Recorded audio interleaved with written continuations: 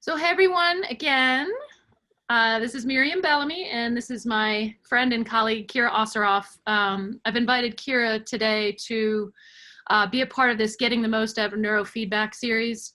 It's important, I think, for people to understand that neurofeedback is part of a process. I think the way most folks approach it is that it's an answer and some kind of a cure, and we understand it to be just part of a much larger process in terms of human family and in terms of human change. Very powerful tool, but also part of a process. So we want to, in this episode, we're going to be talking about information for parents around feeding. Keira is a licensed clinical social worker. She's been in practice for 18 years.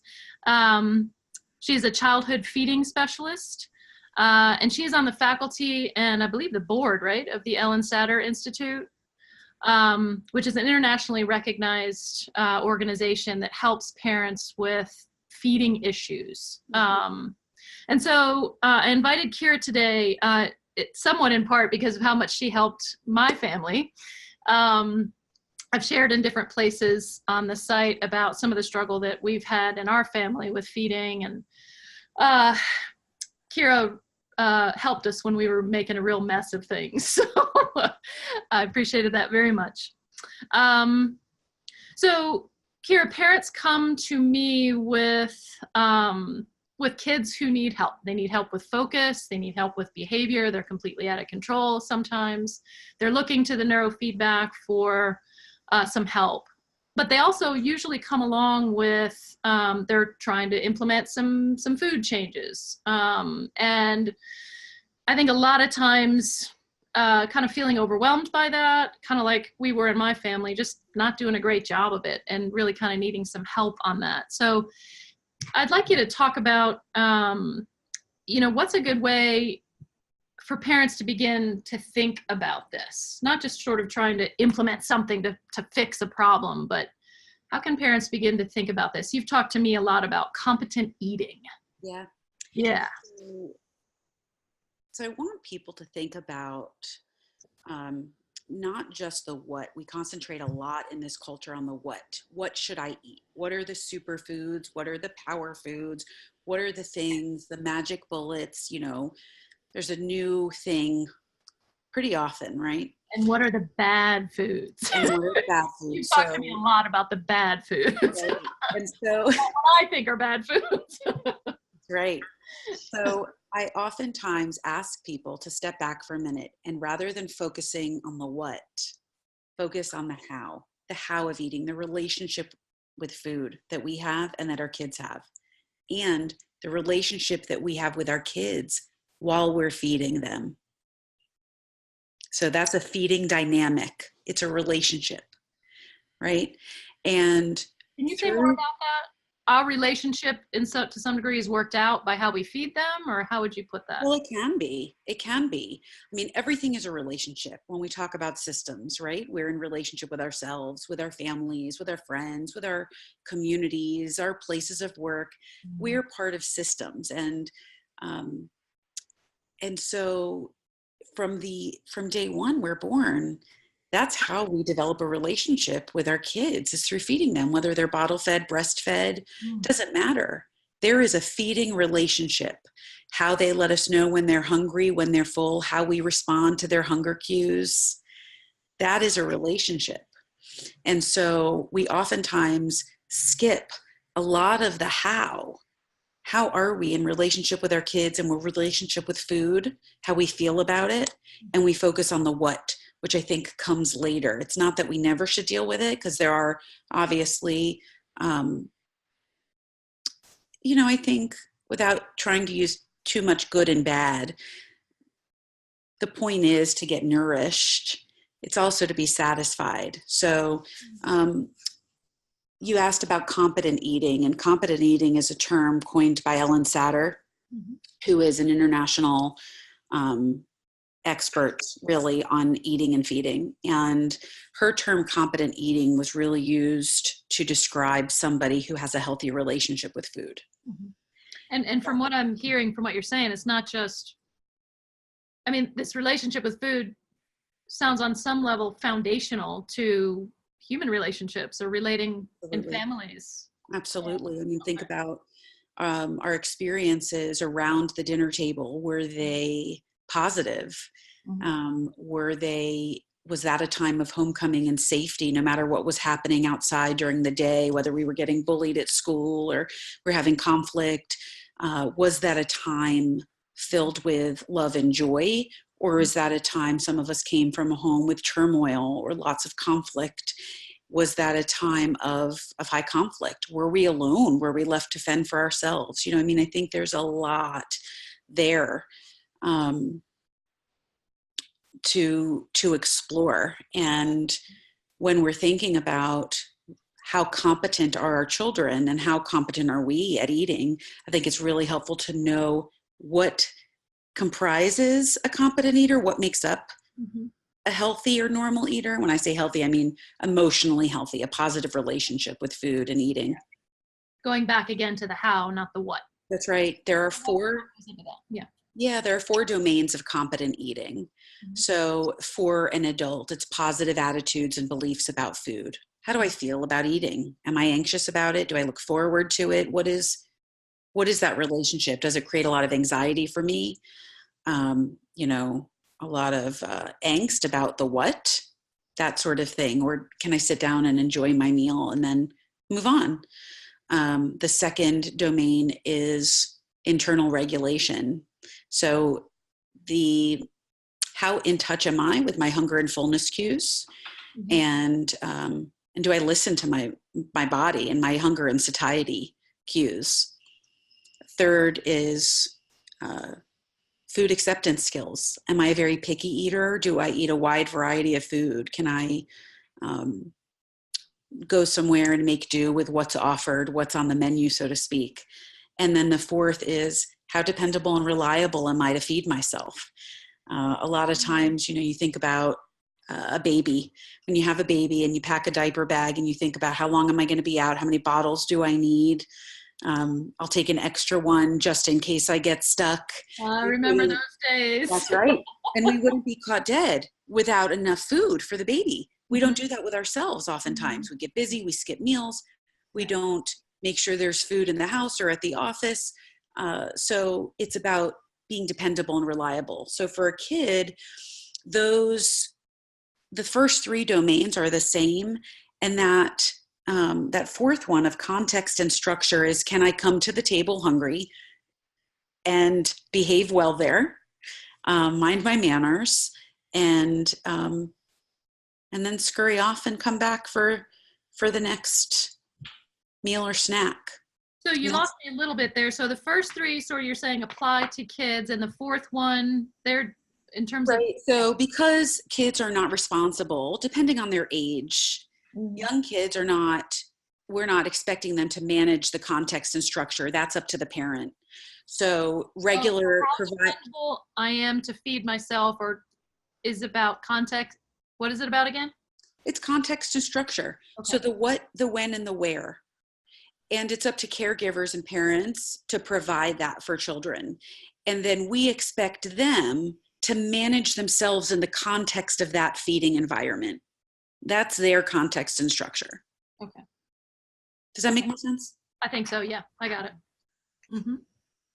So you've taught me about the division of responsibility and how that you're referencing that now. So it might be a good time to begin thinking or talking about that. What is the division of responsibility when it comes to food or feeding your family? Sure. So I think I was telling you that in the context of a couple of tips. I think I've come up with 3 tips today that I want people to walk away with some clarity about how to help themselves and their kids become competent eaters. Okay. And so the first is to maintain a division of responsibility in feeding children. Okay. And that's what you're asking me about now. So what is it? Satter's division of responsibility is that the parent has a certain job and the child has a job. Parents are responsible for the what, the when, and the where. Child is responsible for whether or not they eat and how much of it they eat. So whether or not they eat, so they can be sitting at the table and throwing a fit and they're not going to eat anything that's on the table. And that's fine. because it's not your job as the parent. That's fine. It's also, we're trying to help them become competent in that eating environment too. So we'll probably need to address how long we let them carry on. They can choose to eat or not eat, or they can choose to leave the table. So what do you mean by how long we choose to let them carry on? What does that mean? So I think you mentioned that they might have a fit, I'm not eating any of this. And that's fine. They don't have to. They can sit there and be pleasant and take part in the conversation. Mm-hmm. Okay. But they get to decide whether they're going to eat. I mean, I'm saying this because I think people, I know for myself, it just would be like, I'm not going to eat anything. I mean, I put bread on the table. Why aren't they eating? Yeah. Well, and chances are, if you put bread on the table, most kids would eat bread. That's true.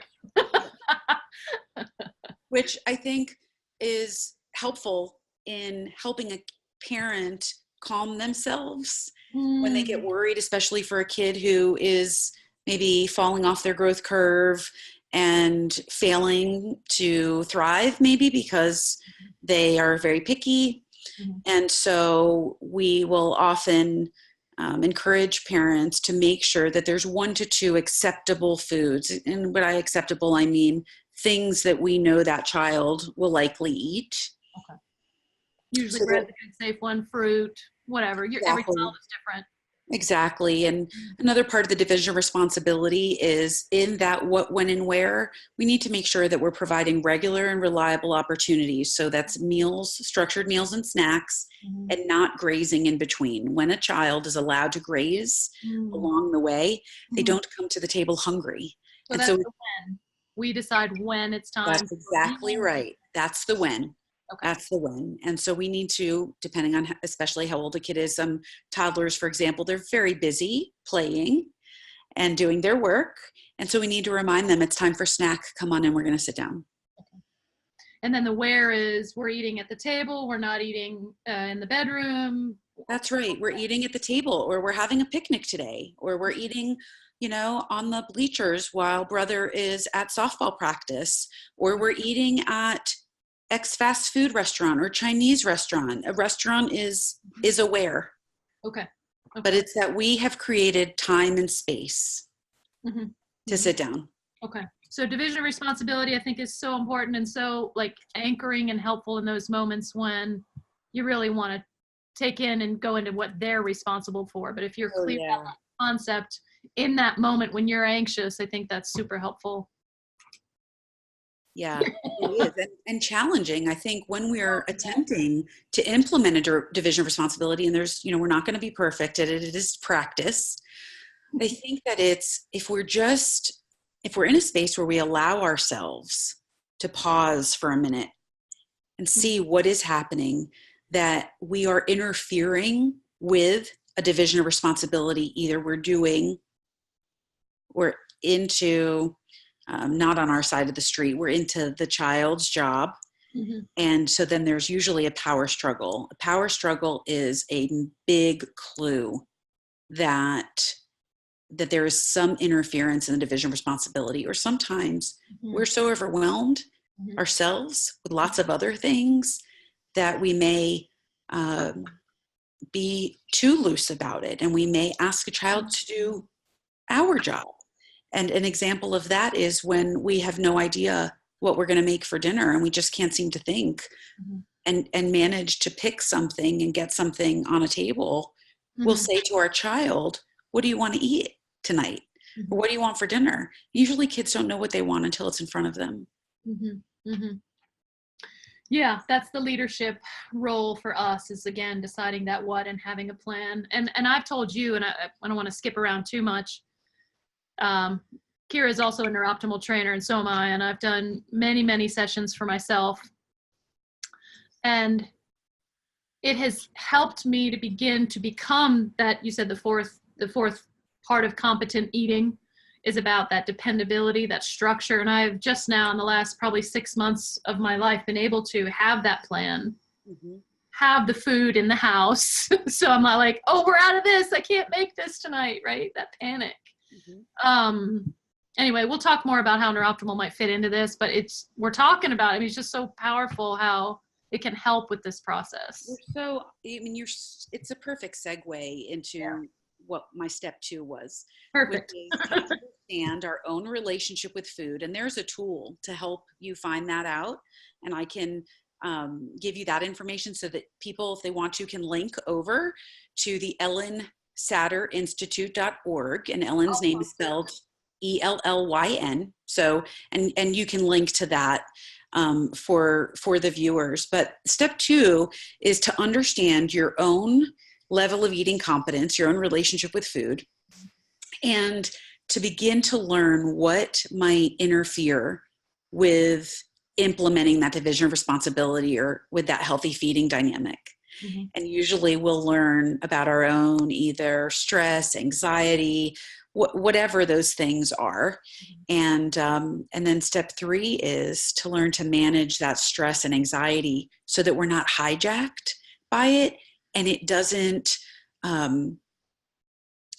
we're not in a place of emotional reactivity in that moment, and we're able to walk through that in a much more calm way. And that's how I've used NeurOptimal mm-hmm. with clients mm-hmm. that are working on this feeding relationship, and even with their own relationship with food, mm-hmm. their own eating competence journey, as a very powerful tool in helping them to organize themselves mm-hmm. and to be integrated. Yeah. And one of the things I tell parents is for every one session you give your child, give yourself 2. And then I realized when I first began with NeurOptimal, I did 3 sessions to every one of my daughter's sessions.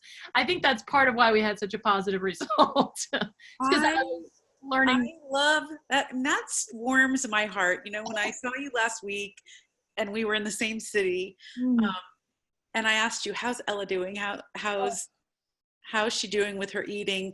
And you told me, and I just, it's just so wrought with stress and anxiety, and it causes people so much angst. Yeah. And it's just so sad because food is life and it is supposed to be joyful. Mm-hmm. And here's the real truth, when the joy goes out of eating, mm-hmm. nutrition suffers. The research is very clear about that. Oh, wow. When the joy goes out of eating, nutrition suffers. Okay. So they've done studies about people's enjoyment, and there is no question that when people enjoy their food, they absorb more nutrients. Wow. Oh, yes. Wow, that's profound. It's crazy. I mean, so when I think about how we put ourselves on diets and eat clean, and, listen, I'm all about getting nutritious nourishment with food. I'm also about enjoyment. Yeah. And if you're eating bland food that you don't like because you think it's better for you, but you're not enjoying it, you are not going to reap the benefits of every nutrient in that food. Yeah. And that's been me for a long time. And I was sharing with you, I'm wondering about the shifts I've been able to make in my family because as being related to joy, because I was sharing with you in the last several months, my relationship with food has been shifting. And I believe absolutely because of the NeurOptimal, because I am absolutely craving variety and joy in eating. I want to mix flavors, and I want to enjoy the cooking process. And it's an overwhelming desire. And at the same time, I'm also able to be more planful with food and dinners at home. It's not perfect by any stretch, but it's helping you integrate all of these domains, and that's amazing. Yeah. The truth is, right, eating, there is a biopsychosocial drive to eat. That is about evolution. That is about survival of our species. Mm-hmm. And when it makes total sense to me that when your brain is operating in a more organized fashion, you will tap into that biopsychosocial drive. Social is in there. You bet. Yeah, I'm writing it down. There is a biological, a psychological, and a sociological drive to eat. Mm-hmm. Mm-hmm. And so it makes total sense to me that that's what's happening for you. For a lot of people, their compulsivity, I'm finding, goes down. Their preoccupation with food. Mm-hmm. You know, the desire to use food for reasons other than hunger and satiety, and as a numbing agent or as a dissociative, escape kind of thing. And that's a whole nother podcast. It is. And I'm thinking, let's schedule that one. That's a whole nother podcast. But it's still connected for parents, right? Because how is our relationship with food impacting how we feed our kids? And so, Yes. So I just want to say, so that tool that I mentioned earlier, that instrument, that's a 16-question instrument that helps us learn about our eating competence, is called the ECSI. That's Eating Competence Satter Inventory 2.0. And so they can find that if they go to the Ellyn Satter Institute site, they'd be able to find that. There's a wealth of information. Yeah, I'll post a link, because when I usually post these in my blog. Okay. And I do a little blurb at the bottom, so I'll post that in there so people be able to find it. Yeah, that sounds like a great tool. I think I might be clicking on that link myself. I've been wanting you to take it for a while. You've been giving me that inventory, I think, yourself. I think I know what you'd score, but no. I'll take it and we'll see. I'm playing with you. Yeah, you know what I'd score. I'm a work in progress. You are coming along. You're coming along. Thank you. All right, so we have about 8 to 10 minutes left. We've sort of been touching on this, I think, very much, but talking about, bad foods. Because people will come and they think sugar is bad. Or they've been told by a physician, no gluten.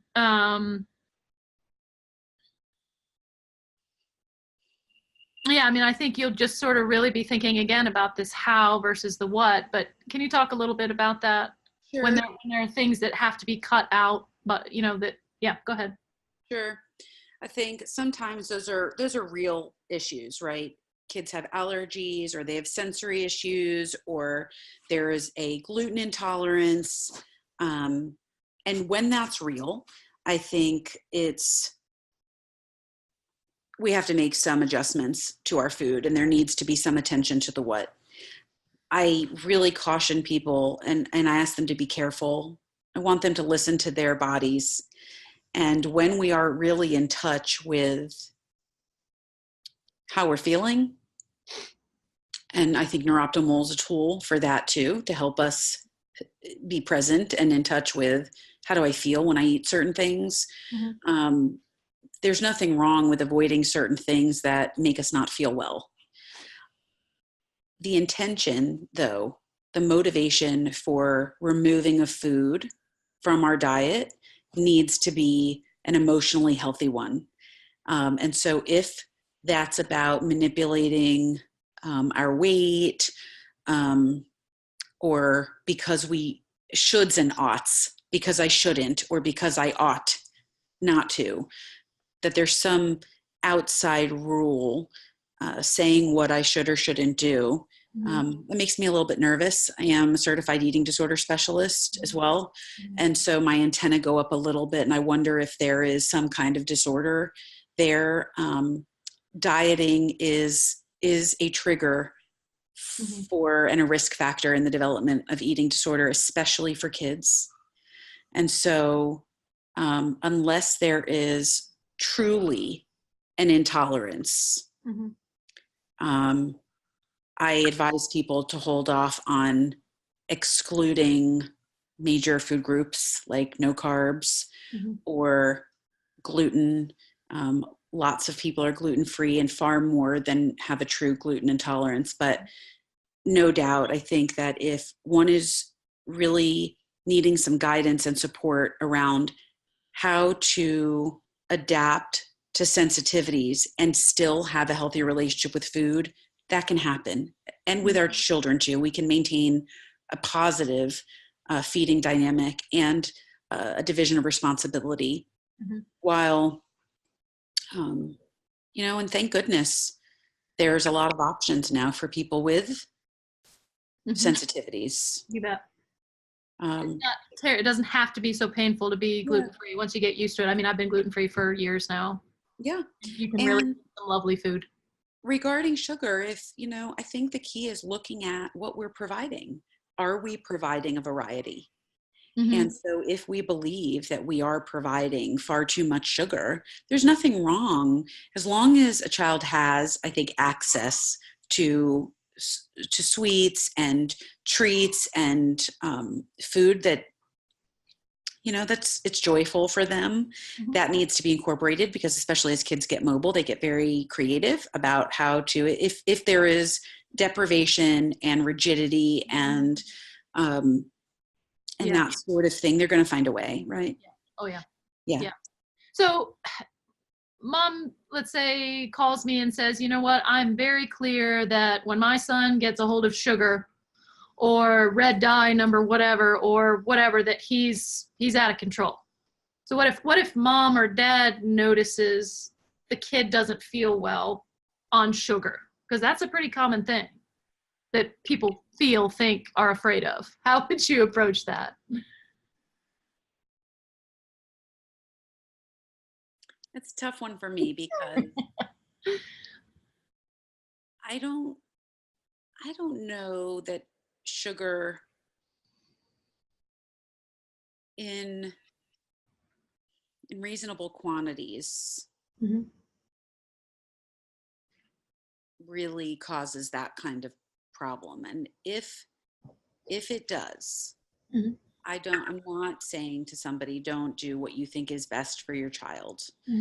I just caution people that if there are never opportunities, the child, as they get older, will find opportunity. There will be hiding, there will be hoarding, there will be sneaking, there will be shame, there will be binging at friends' houses. We need to find a way to offer food that is enjoyable and pleasurable. I think it goes back to that variety thing and rigidity, right? And providing the sugar in a context. That's right. And over time, when a division of responsibility has really been maintained and a child develops competence, they put it down. There is a stopping point. And I've seen it. I think your family has a pretty powerful story with that. I mean, you've shared some of. It's great. It's a powerful story. I am blessed and grateful that I started this day one.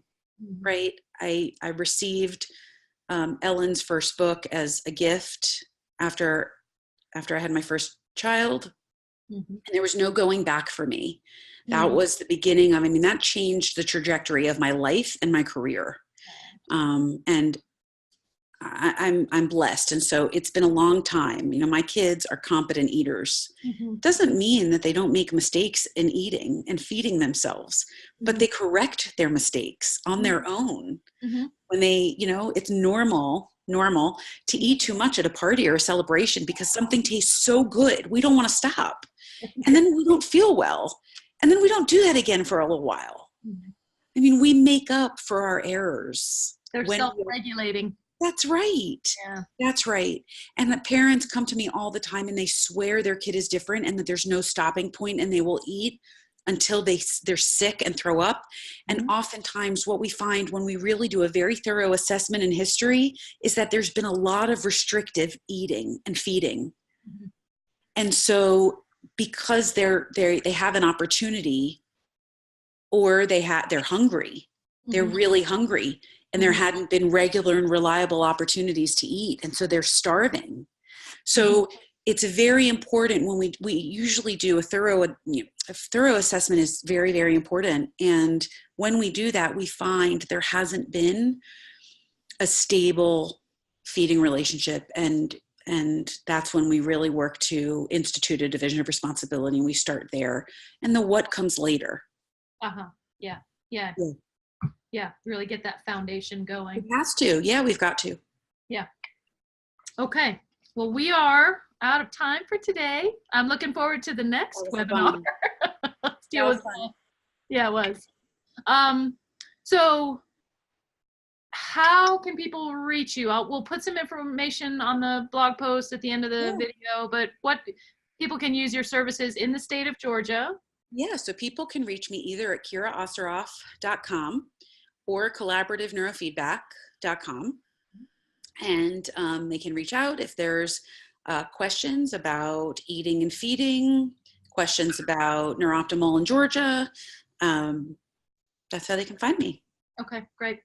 And folks know that they can find me on wholefamilyneurofeedback.com, and we can help with rentals across the country. And for me, counseling in either Georgia or Colorado. Thanks, Keira. You're welcome. All right. Take care. Bye. Bye.